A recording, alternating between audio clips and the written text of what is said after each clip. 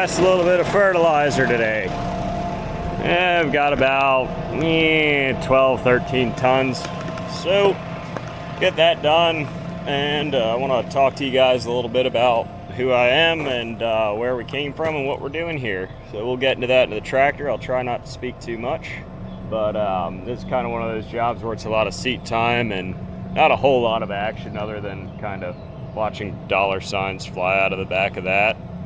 And figured it was a good time to introduce myself, so let's get into it. Alrighty, so we're rocking and rolling here. Got one field done, on to the second. And what we're doing here is broadcasting some potash and sulfur. This is a very similar process to buying a bag of fertilizer at Home Depot or your local hardware store and putting it in a push cart and using it to fertilize your lawn. Same concept, same raw ingredients, makeup, just on a slightly bigger scale. As you can see, we have a crop consultant that comes and takes tests of our soil on an annual basis and recommends fertilizer to keep potash levels up, make sure our ground is getting what it needs to produce a healthy crop. This is just kind of keeping it at a baseline. When we plant corn, we band a lot more urea and some additional potash and sulfur with the corn planter. And then after it's knee-high or so, we come through with a liquid application of nitrogen, and that gets us our bushels. So, with this being kind of a lot of seat time and not a whole lot of action, besides, as I said, very expensive. It's one of the bills I was talking about in the last video. I thought it might be a good time to talk a little bit about who I am, the history of this farm, and what we're doing, and why you guys are even watching me right now, and what gave me this crazy idea. So, this farm has been in the family for 3 generations. I guess you could argue on the 4th, depending on how you looked at it. It was bought in the Great Depression by my great-grandfather. He sold milk out of a wagon cart, and he bought this farm for his son, and he bought another local farm for the older son, or younger son, I believe, had that one. And then the older son, which was my grandfather, had this one. And as my grandfather had it, he had somewhat of a diverse farm. It was primarily dairy, but they did have hogs and some other livestock, chickens, things of that nature, but primarily a dairy. The farm was then bought from my grandfather by my uncle, who did exclusively dairy, and that's kind of where I somewhat come into the picture, you could say. Always loved tractors ever since I can remember, farming, agriculture, and he was a huge influence on that, being as I was possibly still in diapers, and he would come pick me up. We'd ride around in the tractors for the day, and whatever. My dad would come pick me up after the day was over, and that really gave me a root. Pretty much I was raised here kind of after that. I walked over here when I was 9 or 10 years old and asked him for a job because I wanted to be here, and I started bottle feeding calves, helping milk, as much as like a 9, 10, 11-year-old can do. A little bit of skid loader work, stuff like that. And then as I got older, started helping in the fields with the crop side of things. And that was about from 9 to about 18, 19 until I graduated high school. And after that, it was time to go on to college. I moved, or the summer after high school, I ran on a harvest crew, which I'd always wanted to do. I want to talk more about that in coming videos. I recommend that to any, not even any farm-oriented kid. Anybody that has an interest in it, wants to go on an adventure. I learned a lot. I did that for a couple summers, or at least time in between internships and summers. Made a lot of friends, and I learned quite a bit. Anyway, I digress. While I was in college, my uncle ran into health complications and had to retire. He did pass on later, and that was kind of, the farm didn't sit stagnant. It was leased out to, the ground was leased out to a neighboring farm, and kind of didn't really have any, I never thought that we would be in the position we are today. I'm extremely fortunate to be in this position and very happy to be. But anyway, so I went on to college for welding and picked that up here too, you know, bubble gumming stuff back together, building stuff for a lot of skid loader attachments, gates, stuff like that for the farm, and decided that I couldn't really pick a university and a profession that I cared for, so I was like, well, you know, I enjoy welding, maybe it wouldn't hurt to learn more about it. So I went to Pennsylvania College of Technology for 4 years for welding engineering, and in between I'd done some welding engineering internships, and also, but I was always running back out to the harvest crew. He'd have me out for a month at a time or 2 weeks at a time, you know, whenever I could.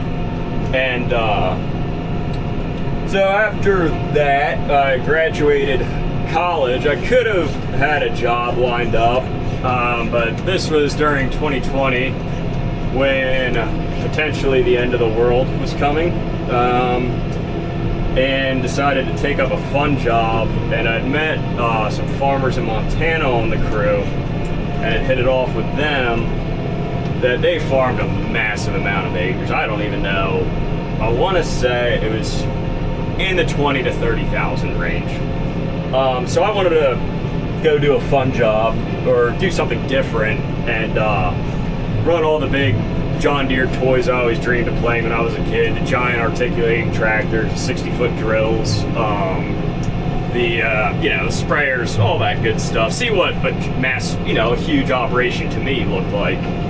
I did that for 7 months. At some point during that time, I don't know if it was 4 months or whenever it was, my dad had called me and said that we had the opportunity to take over the family farm, and asked if I was coming home. And at that time I wasn't sure what I wanted to do. Was looking at the oil fields prevalent there over in the Dakotas, and you know, I wasn't exactly sure, but I never thought that was going to come about. So he asked if I was coming home, and I said, yeah, I'll come home. I don't think I'll ever get this shot again. So moved home for that first year, just worked on fixing the place up. We put a crop out and you know, did a harvest, put a grain bin up, and it was fun. The following year we bought our first 2 Angus heifers registered and started kind of building the mom herd. Bought a bull. I don't know, I think the first time we set the bull out he had about 8 or 9 to breed. Wasn't sure what we were going to do with the calves. Well, the females obviously we were keeping and growing the herd, and then we decided that we'd modify the bank barn, which you guys saw in the last video, to just kind of raise out the steers because, well, we had the cash crop to do it. And raised them out, sent them to the local sale barn, and got the check in the mail, and I was like, wow, those 2 steers brought more than a load of corn brought at this, you know, at the current market price, whatever it was, $5.50 a bushel or whatever. So definitely took a liking to that, and not that we were testing it, we were going to do it regardless, but you know, really saw kind of the market to having the livestock. So then around 2023, 2024-ish, I was at a 4th of July event I had to go to, and had linked up with a friend of mine that I'd met in high school, re-linked up I guess you could say, that I met in high school. You know, I've talked to him a little bit through college, and then happened to see him. I was like, oh, you know, what are you doing here? Oh, I'm here for this. What are you doing here? I'm here for that.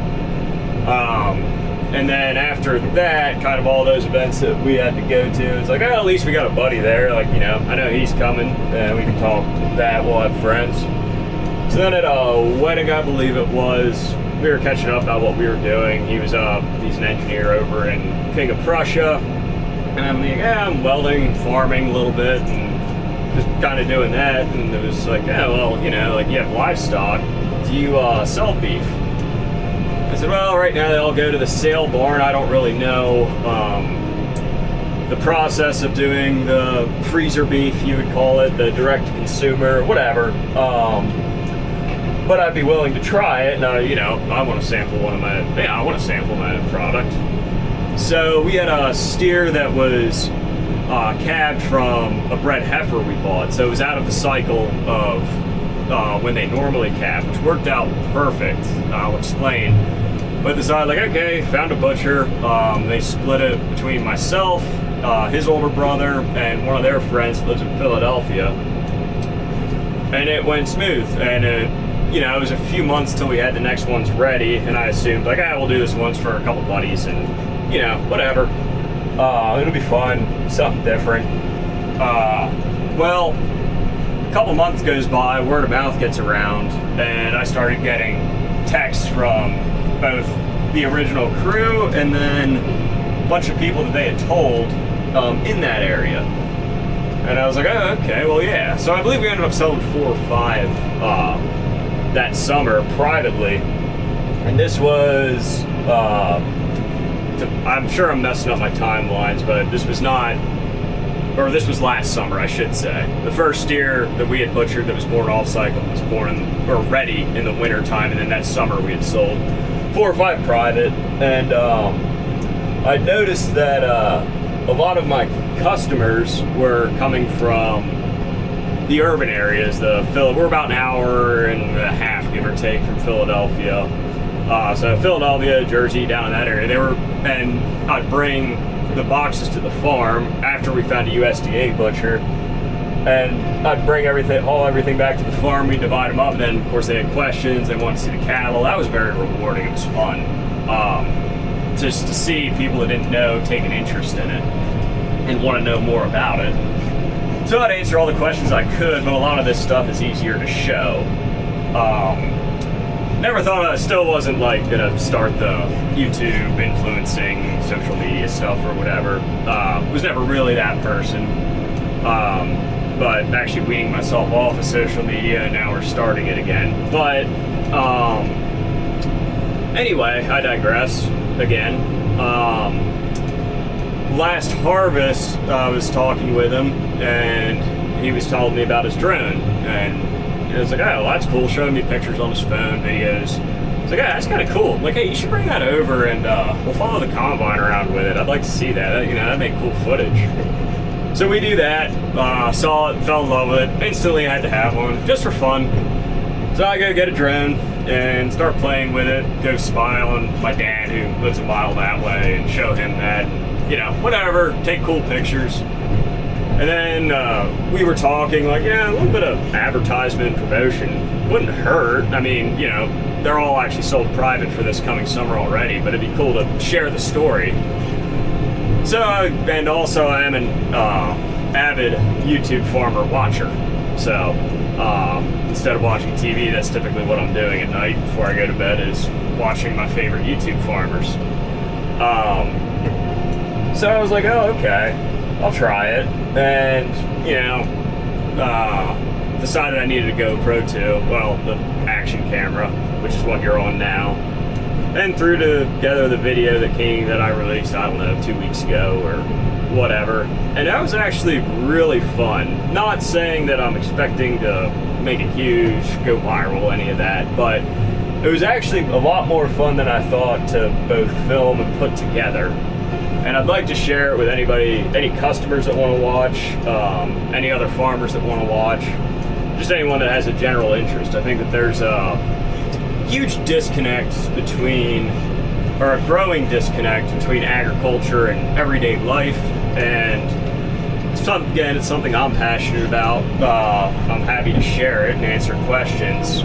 And depending on what you read, you know, a lot of times there's not a good look on it. So I felt that they also say that small farms are disappearing. Well, we are a small farm, and maybe you can see a little bit of what one looks like in a daily operation. So I'll get back to you. I gotta take a break and get my thoughts together. All right, one last blurb of me flapping my gums, and then we'll fly the drone up and get some time lapses and things of that nature. I don't know if you guys like hearing me talk or not, but I'm starting to get worn out. So yeah, I went over. So we are a small farm. We are under 200 acres, which is tiny. This is not a full-time career for me or my father. We're both in our own ventures. He's in construction, I'm in welding. I have a truck that I run around and take care of my customers with. It's getting harder and harder to make a living at farming, especially on the small scale, solely on that. There's a podcast that I enjoy listening to, Barn Talk. Probably my favorite. When I'm listening to them in the tractor during planting and stuff like that, it feels like I'm in the tractor with two of my buddies. But they touch on that multiple times through their episodes of, you know, anymore. Most people have an all-farm job. There's very rarely room for all the siblings to take part in it. It is definitely a passion-based thing. Nobody farms because they don't know what else to do, because it's good money. It's always, and there's one quote I liked from him was, you never hear about a guy starting a farm to maybe one day get the collateral, start an HVAC company. It's always the opposite. You always have to have that supplemental.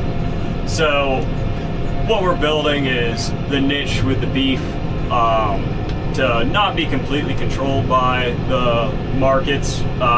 It's very tough to do that with cash crops. I do know some people, or well, I guess a friend of mine that does that to an extent. He bags deer corn and sells it to the people that are interested in it. And there's that niche, very labor intensive, but it's small. I guess what I'm trying to say is small agriculture in general is changing in the fact that it is going to be niche oriented going forward.